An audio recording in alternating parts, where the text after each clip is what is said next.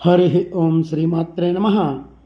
లలితా సహస్రనామ పారాయణలో భాగంగా ఈరోజు అమ్మవారి నామం 878వ నామం, 4 అక్షరాల నామం స్వాత్మారామ. ఈ నామంతో అమ్మవారికి నమస్కారం చేసుకున్నప్పుడు ఓం స్వాత్మారామాయ నమః అని చెప్పుకోవాలి. స్వ ఆత్మ రామ, స్వాత్మారామ. సర్వజీవుల ఆత్మలయందు విహరించేటువంటి తల్లిని స్వాత్మారామ అన్నారు. ఇది స్థూలార్థంగా తీసుకుంటే తన యందు తానే క్రీడించుట అంటే ఆమెలో ఆవిడే రమించుట, ఆనందానుభవము. స్వ ఆత్మ, తనలో ఆత్మగా ఉన్న అమ్మవారు కేవలం ఆనందరూపిణి. ఆ తాదాత్మ్యం ఎవరు చెందుతారో వాళ్ళకి బాహ్య వస్తువుల యొక్క అవసరం లేదు. అంతర్ముఖ సమారాధ్య. స్వాత్మారామ అంటే ఆత్మస్వరూపమైనటువంటి ఆనందానుభవం. ఇంకొక అర్థం చెప్తా ఉంటారు, స్వమాత్మీయం జగచ్చ ఆత్మా బ్రహ్మాచ రారా అనయోరారామ క్రీడ విహరణం వృత్తిత్వం యస్యాసాహ అన్నారంటే అమ్మవారు ఆత్మతోనే క్రీడిస్తుంది, ప్రపంచంతో క్రీడించదు. మరి ప్రపంచం అంటే ఏంటి? ప్రపంచం ఏమన్నా అమ్మవారికి భిన్నమా? ప్రపంచం ఆవిడకి ఆత్మీయం. అమ్మకి భిన్నంగా మరొక ప్రపంచం లేదు.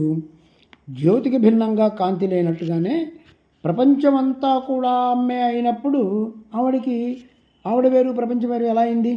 ప్రతి దారిలో ఆత్మయే ఆనందరూపంగా క్రీడిస్తోంది. తనకి భిన్నం కానటువంటి ప్రపంచాన్ని లీలగా విహరించి ఆనందించి క్రీడించే తల్లి కనుక అమ్మ స్వాత్మారామ. తానే బ్రహ్మమయ ఆనంద స్థితిలో ఎప్పుడూ ఉంటుంది కనుక స్వాత్మారామ. ఈ 2 అర్థాలు కూడా మనం దీంట్లో తీసుకోవాలి. స్వమాత్మీయం జగచ్చ ఆత్మ బ్రహ్మాచ అంటే చ అంటే మరియు అని కూడా ఒక అర్థం ఉంది. తన ఆత్మీయమైనటువంటి జగత్తునందు, తన స్వరూపమైనటువంటి బ్రహ్మమునందు అనయోరా రామ క్రీడనం వృత్తిత్వం అంటే ఈ రెండిటి యందు కూడా ఆనంద స్వరూపంగా ఉన్న తల్లి కనుక అమ్మ స్వాత్మారామ. ఇంద్రియారామ, ఆత్మారామ ఈ 2 కూడా పరస్పర విరుద్ధమైనటువంటి శబ్దాలు. ఇంద్రియారామ అంటే మనకు బాగా పరిచయమైన శబ్దం, అనుభవం కూడా ఉంది మనకి దాని మీద. ఇంద్రియారామ శబ్దాన్ని చెప్పినవాడు అసలు ఫస్ట్ కృష్ణ పరమాత్మ. అఘయారింద్రియారామో మోఘాహ పార్థాస జీవతి అంటాడు గీతలో. అంటే ఎవరైతే లౌకికంలో పరమార్థం అని చెప్పి బతుకుతూ ఉంటాడో వాడిని ఇంద్రియారామాలు అంటారు. అలా బతుకుతున్నంతకాలం అమ్మవారు అతనికి దూరమే. బహిర్ముఖ సుదుర్లభ.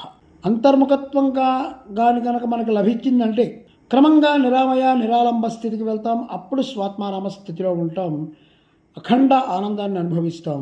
బహిర్ముఖ విషయాలన్నీ కూడా ఆనంద అభాసాలే అవుతాయి. ఆత్మతత్వం యొక్క మాధుర్యం ముందు బహిర్విషయాల ఆనందాలన్నీ కూడా అల్పాలే.